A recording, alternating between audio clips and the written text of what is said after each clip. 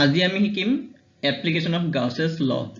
গাউছৰ সূত্ৰৰ প্ৰয়োগ এটো হ'ব দ্বিতীয়টো প্ৰয়োগ ইয়াৰ আগতে আমি কৰি আইছো এডাল অসীম দৈৰ্ঘ্যৰ তাৰৰ বাবে আজি আমি কৰিম অসীম বিস্তৃতিৰ সুষমভাৱে আহিত সমতলীয় পাত এখনৰ বাবে field due to a uniformly charge infinite plane sheet ইয়াতে আমাৰ যেতিয়া ইউনিফৰ্মলি চাৰ্জ মানে কোৱা হৈছে তোমালোকে বুজিছাই নিশ্চয় সুষমভাৱে আহিত তাৰ অৰ্থ হ'ল পাতখনৰ প্ৰত্যেকটো বিন্দুতে সমান সমান আধান আছে কত কম বা বেছি নাই আৰু ইনফাইনাইট প্লেন শীট মানে অসীম বিস্তৃতিৰ পাত মানে হল সেই পাতখন কেনেকুৱা হ'ব তাৰ অসীম হ'ব তাৰ বিস্তৃতি তাৰ সাইজটো হ'ব ইনফাইনাইট অসীম হ'ব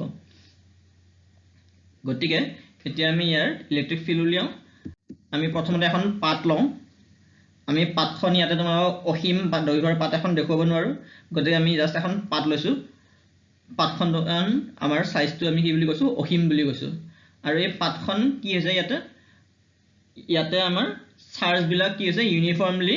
ডিস্ট্ৰিবিউটেড মানে চাৰিফালে সমানে ভাগ কৰি থৈ দিয়া আছে প্ৰত্যেকটো বিন্দুতে আমাৰ সমান চাৰ্জ আছে আমি ধৰিলো যে প্ৰত্যেকটো বিন্দুত স্মল কিউ কে আধান আছে গোটেই পাতখনত স্মল কিউ তেনে ধৰণে আধান বিলাক বিস্তৃত হৈ আছে ডিস্ট্ৰিবিউট হৈ আছে এতিয়া ইয়াৰ পৰা যদি আমি এটা যেহেতু আমাৰ ইয়াতে আধান আছে গতিকে আধান থাকিলে ইয়াৰ পৰা আমাৰ বিদ্যুতিক বলৰেখা ওলাব ইলেক্ট্ৰিক ফিল্ড লাইন ওলাব আৰু তাৰ মানে আমাৰ ইয়াতে হ'ব এখন ইলেক্ট্ৰিক ফিল্ডৰ সৃষ্টি হ'ব গতিকে আমি সেই ইলেক্ট্ৰিক ফিল্ডখন কেনে ধৰণে হয় তাৰ দিশ কেনেকুৱা হেতু চাই লওঁ আগতে তাৰ পিছত আমি ইয়াৰ মান উলিয়াম আমি ইয়াৰ পৰা এটা আধান লৈ লওঁ স্মল কিউ আধান যেহেতু এটো গতিকে ইয়াৰ চাৰিফালে আমাৰ বলৰেখা উলিয়াব আমি ইয়াতে গুটেবিলাক দেখুৱা নাই আমি ইয়াতে দেখুৱাইছো ইয়াৰ বাওঁ সাইডে এডাল বলৰেখা গৈছে সোঁ সাইডে গৈছে ওপৰৰ ফালে গৈছে তল ফালে গৈছে ঠিক তেনেদৰে ইয়াৰ আগফালে আৰু পিছফালেও আমাৰ কি থাকিব বলৰেখা থাকিব আগফালে মানে আমি যেতিয়া চাই আছো আমাৰ ফালে লম্ব দিশত আৰু পিছফালে মানে আমাৰ পৰা পিছফালে লম্ব দিশত পিছুৱাই যোৱাডাল সেইডাল আমি ইয়াতে দেখুৱাব পৰা নাই কিন্তু সেইডাল থাকিব এতিয়া আমি চাওঁ পাতখনত যিদৰে বহুত কেইটা আধান আছে ইয়াতে আমি কেইটামান আধান লৈ চাওঁ পাতখনত এনে ধৰণে আধান বিলাক চাৰিফালে বিস্তৃত হৈ আছে ডিস্ট্ৰিবিউট হৈ আছে চাৰ্জ বিলাক এতিয়া আমি যদি চাব যাওঁ আমি প্ৰথমটো আধান আৰু দ্বিতীয়টো আধান চাওঁ প্ৰথমটো আধানৰ চোৱা লেফট সাইডে যিডাল বলৰেখা গৈছে আৰু দ্বিতীয়টো আধানৰ প্ৰথমটো আধানৰ ৰাইট সাইডৰ আধান বলৰেখাডাল আৰু দ্বিতীয়টো আধানৰ আমাৰ লেফট সাইডৰ বলৰেখাডাল চোৱা দুইটা সমান কিন্তু কি হৈছে আমাৰ হিয়তৰ ডাইৰেকশন বেলেগ বেলেগ তাৰ মানে ইহতৰ ফলত যি আমাৰ ইলেক্ট্ৰিক ফিল্ডৰ সৃষ্টি হ'ব হিয়তৰ মান সমান হ'ব কিন্তু দিশ বেলেগ বেলেগ হ'ব গতিকে সেই ইলেক্ট্ৰিক ফিল্ডে এখনে আনখনক কেনসেল কৰিব ঠিক তেনেদৰে আমি ওপৰৰ লাইনৰ যদি আধান কেইটা চাওঁ আৰু তলৰ লাইনৰ যদি আধান কেইটা চাওঁ আমি ওপৰৰ লাইনৰ আধান কেইটা কি কৈছে আমাৰ তলফালে বিদ্যুৎ বলৰেখা ওলাইছে হিয়তৰ পৰা দুইটাৰ পৰা তলফালে আমাৰ বিদ্যুৎ বলৰেখা ওলাইছে ঠিক তেনেদৰে আমাৰ তলৰ লাইনৰ আধান কেইটা যদি চাব যাওঁ আমি হিয়তৰ পৰা ওপৰৰ দিশত বলৰেখা ওলাইছে গতিকে বলৰেখা এডাল সমান কিন্তু হিয়তৰ দিশ বেলেগ বেলেগ গতিকে ইহতৰ পৰা যি আমাৰ ইলেক্ট্ৰিক ফিল্ড উৎপন্ন হ'ব বিদ্যুৎ ক্ষেত্ৰ হিয়তৰ মান সমান হ'ব কিন্তু দিশ বেলেগ বেলেগ হ'ব গতিকে এই বিদ্যুৎ ক্ষেত্ৰকেখনে আমাৰ কি কৰিব এটাই আনটোক কেনসেল কৰিব কটাকটি কৰিব গতিকে আমাৰ কি হ'ব আমি প্লেন শীটখনৰ বা আমাৰ যিখন পাতখন আছে সমতল পাতখন সেই পাতখনৰ দিশত কোনো ধৰণৰ আমি বিদ্যুৎ ক্ষেত্ৰ নাপাওঁ কাৰণ এই একে সমতলত থকা বিদ্যুৎ ক্ষেত্ৰৰ দিশত আমাৰ কি হৈছে গোটেইবিলাক বিদ্যুৎ ক্ষেত্ৰ এটা আনটোক কেনসেল কৰিছে গতিকে আমি কি পাম কেৱল এই আমাৰ যে লম্ব দিশত আছিল আগুৱাই আমাৰ ওপৰৰ ফালে আধানটোৰ আৰু পিছফালে থকা বিদ্যুৎ বলৰেখা কেইডাল যিকেইডাল আমি দেখাব পৰা নাই আমি সেই কেইডালৰ ফলতহে আমি পাম বিদ্যুৎ ক্ষেত্ৰ ইলেক্ট্ৰিক ফিল্ড তাৰ মানে আমাৰ বিদ্যুৎ ক্ষেত্ৰখনৰ দিশ হ'ব ইয়াৰ পৰা আমি জানিব লগা এটাই কথা যে বিদ্যুৎ ক্ষেত্ৰখনৰ দিশ আমাৰ কেৱল এই পাতখনৰ লম্ব দিশত হ'ব লম্ব দিশত বুলি কওঁতে আমি পাতখনৰ আমি যিটো দিশ দেখি আছো ওপৰৰ ফালে সিফালেও হ'ব আৰু পাতখনৰ পিছফালেও আমাৰ ইলেক্ট্ৰিক ফিল্ড থাকিব গতিকে আমি গম পালো যে এই ক্ষেত্ৰত আমাৰ এই পাতখনৰ অসীম আৰু সুষমভাৱে আহিত পাতখনৰ ক্ষেত্ৰত আমাৰ বিদ্যুৎ ক্ষেত্ৰ কোনফালে হ'ব পাতখনৰ লম্ব দিশত আগফালে আৰু পিছফালে হ'ব এতিয়া আমি বিদ্যুৎ ক্ষেত্ৰৰ দিশ গম পালো আমি ইয়াৰ পৰা আমি মান উলিয়াব লাগে গতিকে আমি আগবাঢ়ি যাম আমি ললো পাতখন প্লেন শীটখন আৰু প্লেন শীটখনত আমাৰ যদি আমি এই প্লেন শীটখনত কি আমি ইয়াৰ পৃষ্ঠখনক আমি এক্সিসেৰে বুজাব যাওঁ গতিকে আমি ইয়াক ক'ব যাম কি x z আৰু y সমতলত থকা বুলি যদি আমি ধৰি লওঁ মানে ইয়াত থকা যিডাল এক্সিস আছে সেইডাল হ'ল আমাৰ y এক্সিস আৰু z এক্সিস গতিকে আমাৰ এই পাতখন আছে y z সমতলত আমি ধৰি লৈছো তোমালোকে x y বুলি ধৰিব পাৰা বা z x বুলি ধৰিব পাৰা আমি এই ক্ষেত্ৰত ধৰি লৈছো যে এই পাতখন আমাৰ y z সমতলত আছে আৰু গতিকে x এক্সিস কোনটো দিশত থাকিব এই পাতখনৰ লম্ব দিশত থাকিব গতিকে আমাৰ x এক্সিস থাকিব পাতখনৰ লম্ব দিশত আৰু আমি জানো যে আমাৰ ইলেক্ট্ৰিক ফিল্ডখনো পাতখনৰ লম্ব দিশত আছে গতিকে আমাৰ ইলেক্ট্ৰিক ফিল্ডখন কি হ'ব x অক্ষৰ x এক্সিসৰ দিশত হ'ব ঠিক তেনেদৰে যেহেতু আমাৰ ইলেক্ট্ৰিক ফিল্ডখন পাতখনৰ কেৱল আগফালেই নহয় পিছফালেও আছে গতিকে আমাৰ কি হ'ব পিছফালে আমাৰ নিগেটিভ x এক্সিস হ'ব আৰু আমাৰ সেইফালেও ইলেক্ট্ৰিক ফিল্ডখন আছে গতিকে আমাৰ ইলেক্ট্ৰিক ফিল্ডখন আছে x অক্ষৰ দিশত আৰু ঋণাত্মক x অক্ষৰ দিশত মানে নিগেটিভ x অক্ষৰ দিশত আৰু y z সমতলত আছে আমাৰ পাতখন যত আমাৰ কোনো যোনটো দিশত আমাৰ ইলেক্ট্ৰিক ফিল্ডখন নাই এতিয়া আমি গতিকে ইলেক্ট্ৰিক ফিল্ডখন উলিয়াব লাগে ইয়াৰ কাৰণে আমি এখন গাউসিয়ান সাৰফেস বা গাউসিয়ান পৃষ্ঠ কল্পনা কৰি ল'ব লাগিব আমি ইয়াতে পাতখনত কি কৰিম এক্সিস গিটাল ললো আৰু ইলেক্ট্ৰিক ফিল্ডৰ দিশ বুজালো আৰু এতিয়া আমি কি কৰিম ইয়াতে আমি এখন গাউসিয়ান সাৰফেস কল্পনা কৰি লম গাউসিয়ান সাৰফেসখন আমি আগৰটো এপ্লিকেশনৰ দৰে ইয়াতেও আমি কি কৰিছো সুঙাকৃতিৰ গাউসিয়ান সাৰফেস এখন কল্পনা কৰি লৈছো তোমালোকে সুঙাকৃতিৰ নলৈ কেনে 3 ডাইমেনশনাল আয়তাকাৰৰ ল'ব পাৰা ত্ৰিমাত্ৰিক আয়তাকাৰ এখনো ল'ব পাৰা যোনটো তোমালোকৰ এনসিআৰটি কিতাপত দেখুৱা হৈছে সেই হিচাপে ল'ব পাৰা কিন্তু মই সুঙাকৃতিৰ এই কাৰণে দিছো কাৰণ আমি ইয়াৰ আগৰ এপ্লিকেশনটোতো সুঙাকৃতিৰ এখন গাউসিয়ান সাৰফেস কল্পনা কৰিছিলো গতিকে আমি ইয়াতো সুঙাকৃতি কৰিছো যাতে তোমালোকৰ বুজাত সহজ হয় আৰু পৰীক্ষাত যাতে কৰাটো সহজ হয় বেলেগে বেলেগে মনত কৰি থাকিব নালাগে একে বস্তু মত কৰিব পাৰা গতিকে আমি এখন সুঙাকৃতিৰ গাউসিয়ান সাৰফেস ললো যেহেতু আমাৰ পৃষ্ঠখনৰ দুইফালে আছে আমি দুইফালে ললো আৰু মেতিয়া চাম আমি এইখন পৃষ্ঠক S1 বুলি কলো যাৰ মান আমি ক্যাপিটেল S বুলি কৈছো পৃষ্ঠখনৰ নাম দিলো আমি S1 আৰু ইয়াৰ মান হল ক্যাপিটেল S ঠিক তেনেদৰে পিছফালে থকা যিখন বৃত্তাকাৰ পৃষ্ঠ আছে সেইখনক আমি S2 বুলি কৈছো ইয়াতে এখন বৃত্তাকাৰ পৃষ্ঠ থাকিব যাক আমি দেখা পোৱা নাই গতিকে তাৰ নাম আমি S2 দিছো আৰু তাৰ মান হ'ব ক্যাপিটেল S এই যেহেতু এটা সুখন সুঙা এটা লৈছো আমি বন্ধ সুঙা আবদ্ধ পৃষ্ঠৰ গতিকে এই সিলিন্ডাৰটোৰ দুইফালে থকা আমাৰ এই সাৰ্কুলাৰ সাৰফেসখনৰ মান আমি সমান দিছো ক্যাপিটেল S বুলি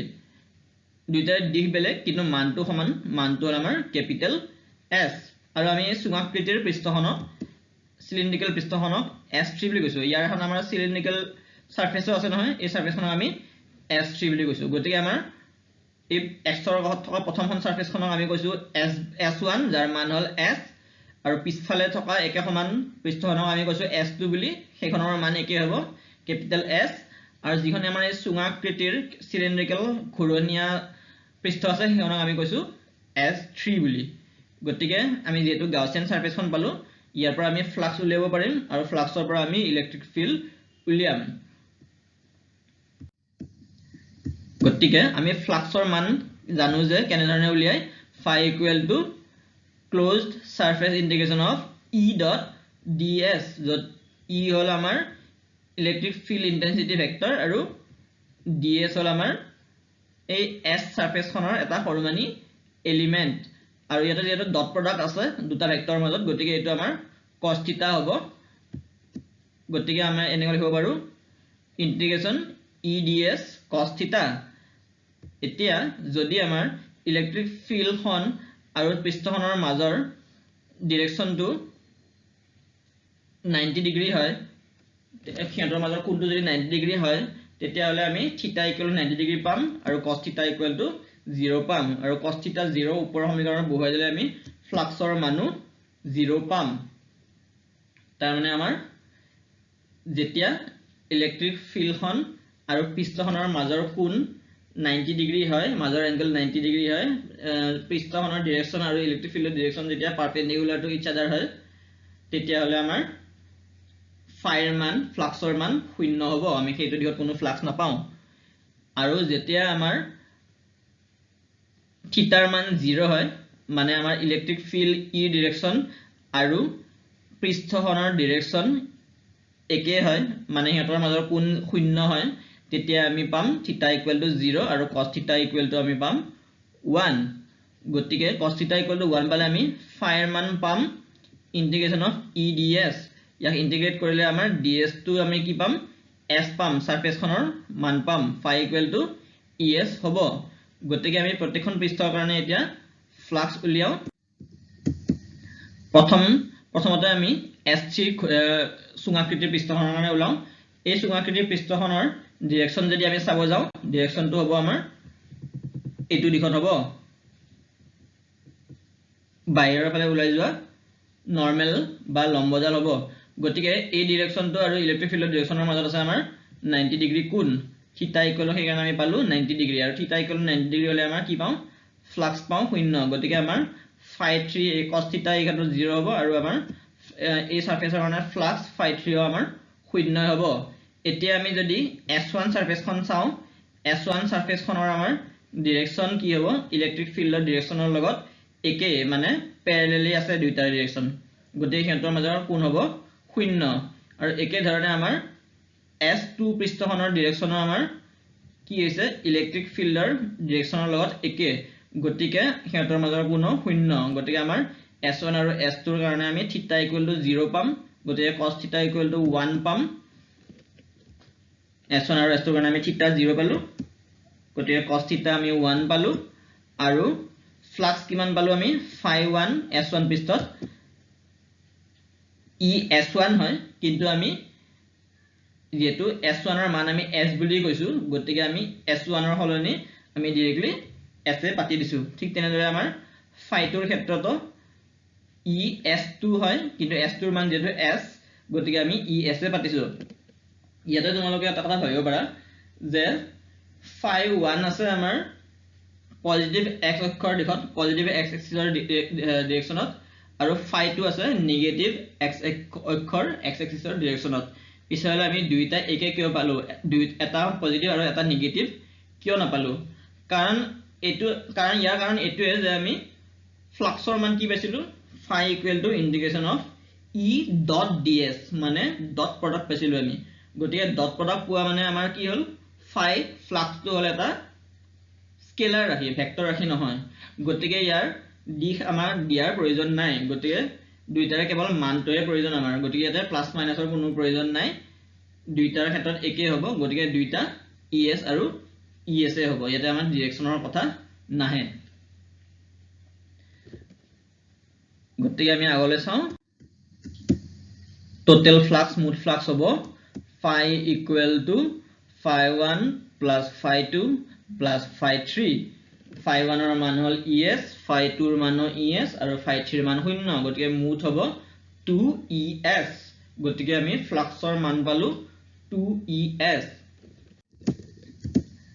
এতিয়া আমাৰ গাউছৰ সূত্ৰ মতে according to Gauss's law আমি কি জানো flux equal to q by epsilon naught মুঠ আধান divided by epsilon naught গতিকে ইয়াত আমাৰ কি হৈ আছে total charge enclosed by the area পৃষ্ঠখনে আবদ্ধ কৰি ৰখা মুঠ আধান আমাৰ যিখন আমি গাউছিয়ান সাৰফেস লৈছো গাউছিয়ান পৃষ্ঠ লৈছো সেই গাউছিয়ান পৃষ্ঠখনে যিখিনি আধান আমাৰ আবৰি ৰাখিছে সেই আধানখিনিৰ মান হল আমাৰ এই ক্ষেত্ৰত q equal to sigma s আৰু সিগমা মানে কি ইয়াতে আমাৰ সিগমা মানে হল সাৰফেস চাৰ্জ ডেনসিটি আধানৰ পৃষ্ঠ ঘনত্ব ইয়াক আমি কেনে ধৰণে বুজাও sigma equal to q by s গতিকে এই ইকুৱেশনটোৰ পৰা আমি ওপৰ q equal to sigma s টো আমি পাইছো গতিকে আমাৰ কি হৈছে q equal to sigma s এই q ৰ মানটো যদি আমি ওপৰৰ flux equal to q by epsilon not ইকুৱেশ্যনটোত বহুৱাই দিওঁ এই ইকুৱেশ্যনটো বহুৱাই দিওঁ আমি কি পাম phi equal to sigma s divided by epsilon naught গতিকে আমি এটা ফ্লাক্স আমি আগতে তিনিটা ফ্লাক্স যোগ কৰি কেনে পালো আৰু এটা আমি গাউছৰ সূত্ৰৰ পৰা এইটো ফ্লাক্স পালো গতিকে আমি দুইটা এতিয়া ব্যৱহাৰ কৰিম we get আমি পালো phi equal to 2es আকৌ আমি পালো যে phi equal to sigma dot es এতিয়া দুইটা phi যেহেতু দুইটাই phi গতিকে আমাৰ দুইটা সমান হয় আমি দুইটাকে ইকুৱেট কৰি সমান কৰি আমি পাওঁ 2es equal to sigma dot s divided by epsilon naught সমান চিহ্নৰ দুইফালে যেহেতু আমাৰ s আছে গতিকে দুইটা কটাকটি যাব আৰু এই 2 কি হ'ব আমাৰ তলৰ ফালে সমান চিহ্নৰ ৰাইট সাইডে তলৰ ফালে গুচি আহিব এটো কৰিলে আমি e ৰ মান পাম ইলেক্ট্ৰিক ফিল্ডৰ মান পাম গতিকে e equal to আমাৰ কি হ'ব sigma divided by 2 epsilon naught তাৰ মানে পাতখনৰ পৰা মানে যিমানে দূৰত নোযোৱা যিয়ে নোযোৱা যোনটো স্থানতে চোৱা তাৰ মান হ'ব ইলেক্ট্ৰিক ফিল্ডৰ sigma divided by 2 epsilon naught গতিকে আমি যেটো বিচাৰিছিলো আমি পালো field due to a uniformly charge infinite plane sheet অসীম বিস্তৃতিৰ সুষমভাৱে আহিত সমতলীয় পাত এখনৰ